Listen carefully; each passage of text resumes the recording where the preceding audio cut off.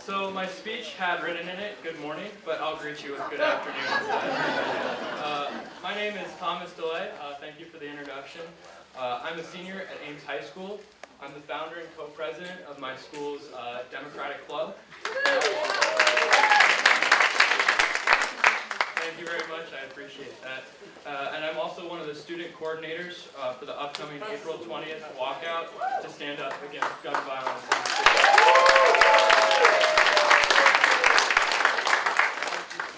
And I would like to speak to you for a few minutes today about why students around the nation are walking out of school, marching, and why we are taking a stand against gun violence. As you know, these protests are a direct result of the Stoneman Douglas High School shooting, which claimed the lives of 17 students and faculty members, and 16 others were injured. And the second wave of massive nationwide school walkouts is scheduled to happen on April 20th, which is the 19th anniversary of Columbine. According to the Washington Post, since Columbine, there have been roughly 187,000 witnesses of gun violence on school campuses across our nation. We are averaging 10 school shootings per year. Our nation's youth is being scarred by gun violence. Each of those 187,000 represents an individual whose life will never be the same because they heard gunshots ring through their school's hallways, or they had their friend get murdered in what is supposed to be a safe place. Even those of us who have gone through school without being shot at have felt the effects of this horrible violence. My generation now has the common shared experience of walking into class to see a teacher crying and trying to figure out how to tell her class of 10-year-olds about the 10-year-olds who died just one state or county over.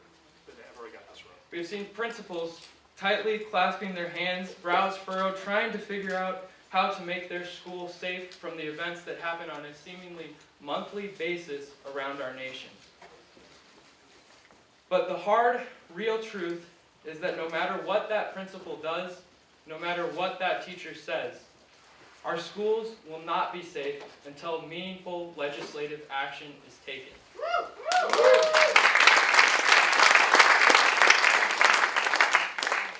Unfortunately, since Columbine, federal gun laws have become more lax. The federal assault weapons ban enacted by the Clinton administration in 1994 expired in 2004, and the amount of mass shootings committed per year has increased drastically since then. According to some reports, up to 200%. So today, we march to say enough. We march and we speak out to tell the NRA and other special interest groups that we too have a voice and that it is powerful. That we are the people, and that we declare that our right to a safe and secure education should be as self-evident as any other natural right. That our right to life, liberty, and our pursuit of happiness is not superseded by any individual's Second Amendment rights.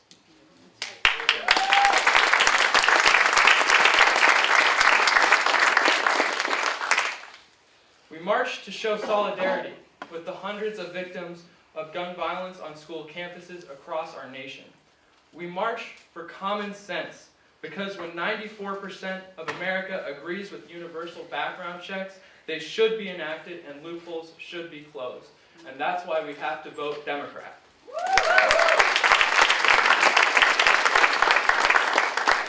Unfortunately, in our Republican-dominated political scene right now, 1 in 5 gun sales has no background check and almost no record accompanying the sale. We must change this because when hundreds of children around our nation are dying, something simply must be done. If it is not, I fear that Ames High School or Iowa State could be the next victim of this terrible epidemic, and I could see my friends brutally murdered like so many have seen theirs. Some people advocate for arming teachers or spending vast sums of money to make our schools into fortresses. And while schools should be built securely, we as a nation must realize that we also need to keep objects made for killing out of the hands of those who wish to kill.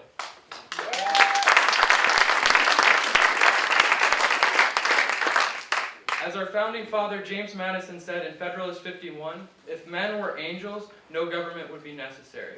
But we know, just as Madison knew, that men are not angels, and some men simply should not have guns. Therefore, we invoke the Second Amendment, in which it asserts that while the right to bear arms will not be infringed, it will also be well regulated. In fact, we knew this in 1939, when the Supreme Court heard the United States versus Miller and effectively banned shotguns, showing the government's constitutional power to regulate firearms.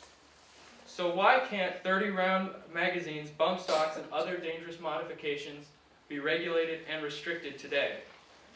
If the AR-15 Nick Cruz was using only had a 5 or 10-round magazine, many more high school students would be alive today.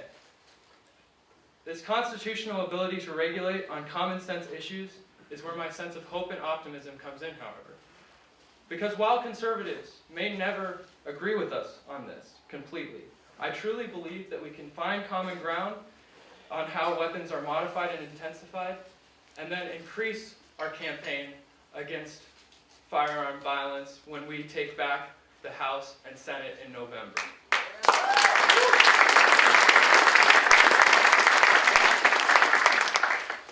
But right now, we must focus on the common ground, because this cannot wait any longer. If we continue marching, if we continue to walk out, and if we refuse to accept the hand that we have been dealt, policy will change. We still have a government of, by, and for the people. And we, the people, the students of our nation, have had enough. Nothing can bring back those who have lost their lives or have become emotionally scarred as a result of this, but if we continue speaking out, voting Democrat, we can prevent something like this from ever happening again. Thank you for your dedication to making Story County, Iowa, and the United States of America a better and safer place for all people. You, my fellow activists and advocates for change, give me hope. Thank you.